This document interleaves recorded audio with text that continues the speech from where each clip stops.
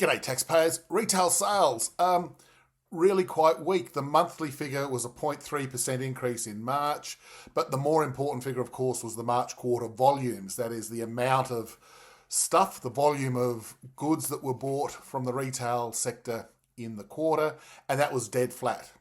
So that little bit of an upturn that we saw towards the end of 2024, partly driven by, if you remember, the Black Friday sales and some of the other bring forward of spending associated with a better outlook for the interest rate climate and those sorts of things, has fallen flat on its face in the March quarter. So with the RBA decision still, what's that, about 20 days away now, yet another disappointing indicator for the economy, that the momentum and the trajectory towards 2.5% or 2.75% GDP growth just isn't there.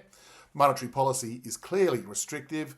The 4.1% cash rate that's in place at the moment is still between 75 and 100 basis points higher than neutral.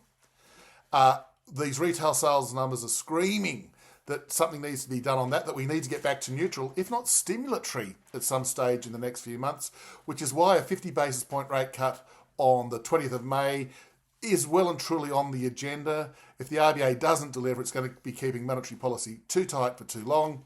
The retail sector will suffer, will have higher unemployment, and it'll overshoot on the downside for inflation. So really, when it's all said and done, monetary policy is too tight. The momentum in the economy has just stalled in the first quarter of this year, and that's clearly the responsibility of the RBA for keeping rates too high for too long. Because as we've been hearing during the election campaign, fiscal policy is actually imparting a teeny-weeny bit of a stimulatory effect on the economy. So you can't blame the government for this one.